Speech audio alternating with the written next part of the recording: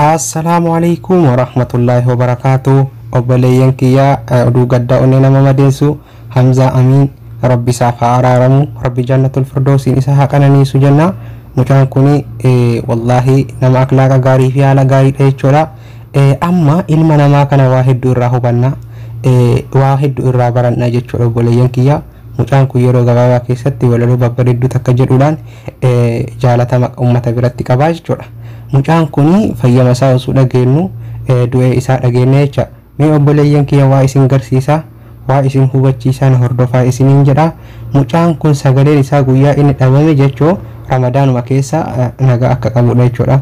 Maal jedhee addunyaa tanarraa kan jiraatu hundi xiqqaa fi guddaan, gurraachaa fi adiin, musliimti cufti kan musliimni cufti kan gamaaf gamana baga geessan guyyaa ulfaataa kana jedhe Eid Mubaarak jedhe jechuudha. Guyyaa san tana barreesse jechuudha. Guyyaa Iidaa achi as waan takka hin barreessine jechuudha. Namni kun namni akkana jaalatamu amala isaa yoo dhageeffannu, oduu isaa yoo information dhageenyu, akkam yoo rakkatellee, akkamunni takka yoo isa qunnamtellee akka nama waa hin gaafanne jechuudha. Mucaan kuni sheekota fa'a, ulamaa'ii fa'a walaloo garaagaraa baasa, nashiidaallee baasee qabaa jechuudha. Obboleeyyan kiyya kabajamuuf jaalatamu waan onnee nama madeessu jechuudha. Asirraa maal barachuu qabna, maal hubachuu qabna du'a obboleessa kennaarra jechuudha. Ammallee obboleeyyan kiyya kabajamuuf jaalatamu maal jedhee asitti immoo nagayatti barakaa fi khayrii, rahmataa fi rizqii, jaalala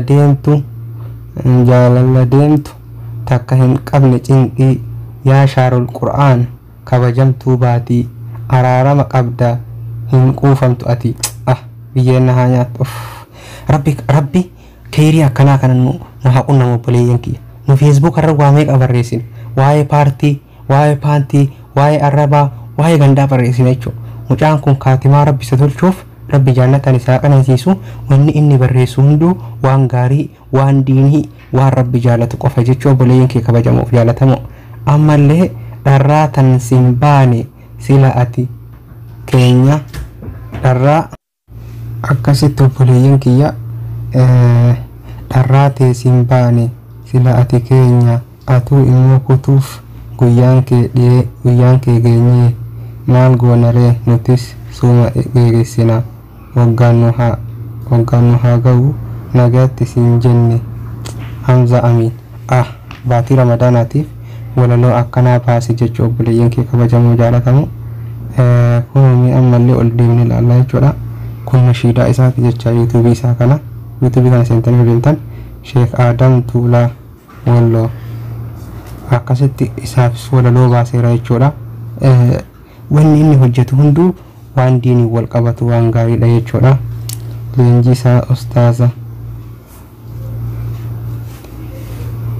Boqaaluu diinii kun wada kanneen dubbisuu dandeettanii Facebook isaa jala kan yoo deemtan walaloo gaarii agartanii waan babbareeda malee in agartan jechuudha. Rabbi jaannatan haa qananiisu. Osoo jiru khayrii dalagataa ture jechuudha.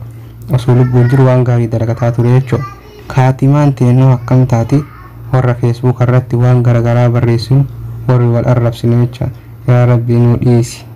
Walaloo Hamza Amin Abdii Studio jedha. Yaa Rabbi nu dhiisi walaloo Hamza Abdii Studio irratti walaloo bareeda baase ka yaa Rabbi nu dhiisi jechaadha. Obboleeyyan kiyya asirraa maal haa baran?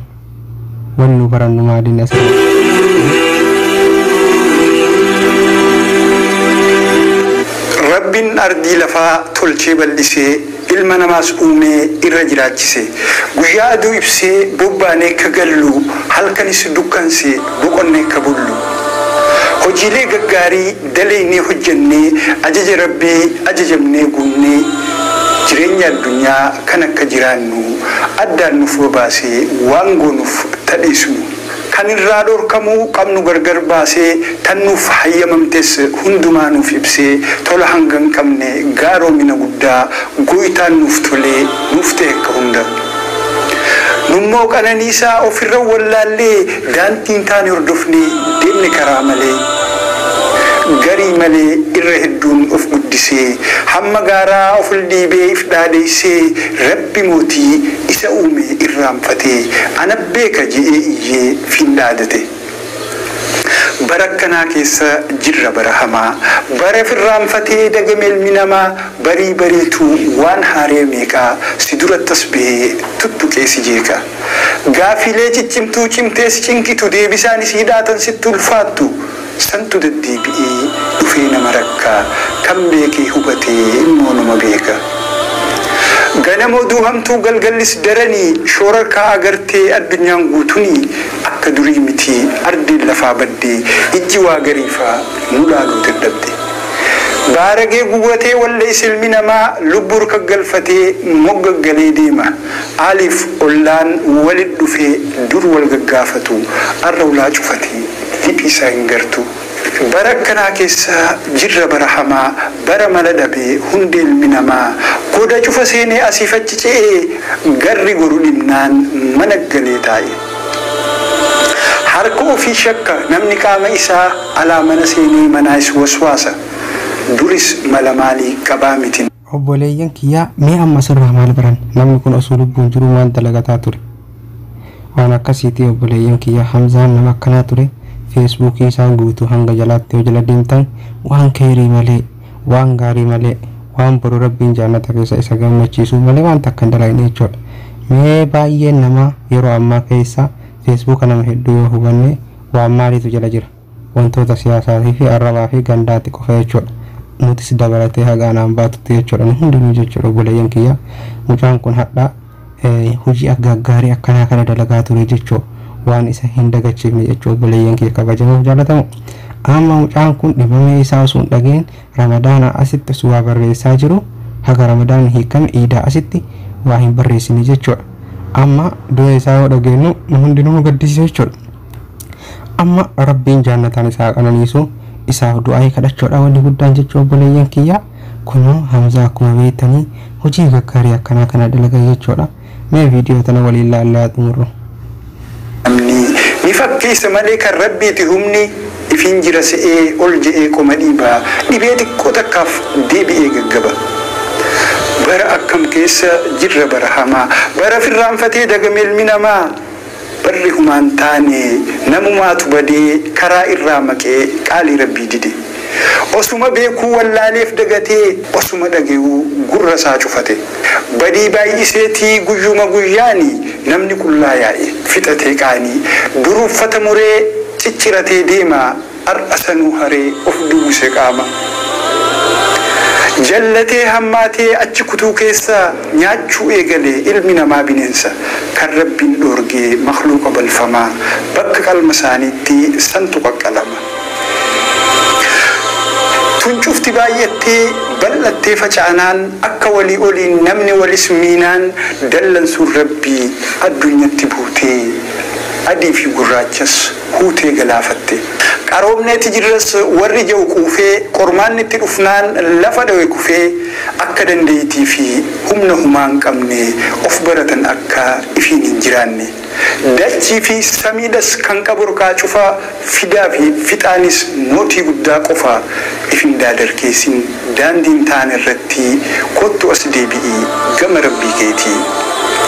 Gamni itti dheessan tokkolleen hin jiru tokkicha yaammachuu qofa kan nu furu badiif haala badaa irraas deebinee rabbi haa kadhannu harka ol qabannee.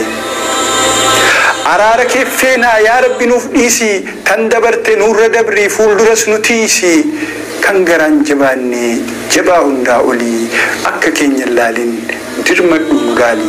Araara keeffeenaa yaa rabbi nuuf dhiisi tan dabarte nurra dabrii fuulduras nu tiisi kan garaan jabaanne jabaa hundaa olii akka keenya laalin dirmadhu nu gaali. Barreessaaf walaleessaan an Hamzaa Amaan. Galatoomi Hamzaa kunis isa jechuudha walaloo isaati obboleeyyan kiyyaa sitti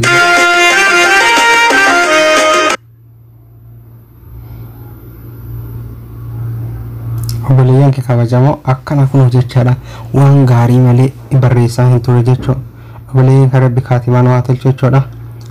Allah yaa rabbi ramadaan baatii araaramaa ji'a shayxaanii fi sharriin dhabamu hawwiidhaan si eegnaa turre hanga dhuftuu baganuu ol seente baatii kabajamtuu obboleeyyan islaamaa hundi keessanuu baga baatii ramadaanaa isin gahe ramadaanu kariim jedhe ji'a ramadaanaa keessallee wayita ramadaan isin barreeffama kana barreesse jechuudha. Hamzaa rabbi jaannatul firdawsiin isa haa qananiisu jenna obboleeyyan kee kabajamoo FB isaa guutuu jala deemtanii yoo ilaaltan waan nama gammachiisu malee hin dhageettan jechuu akkana jechuu obboleeyyan kiyya of gadi deemaruu akkasii obboleeyyan kiyya nu maal hojjetaa turreedha jechaadha. Amma fakkeenyaaf sa'aatii kana guyyaa duunuun beekamnu osoo ka amma duunuuti FB keenya jala yoo deeban namni maal arga sirboota garaagaraa arguu danda'a walarrabsoo garaagaraa arguu danda'a suuraa walii balleessuu garii arguu danda'a. Garuu Hamzaa Amaan hadha du'ee jira rabbi jaannata isaa qananiisu FB isaa jala yoo deemtu waan araarama rabbiin akka kadhattuuf ganamaa galgalatti si kakaasu malee waan gaarii malee Facebook kana jalatti hin gartuu jechuudha.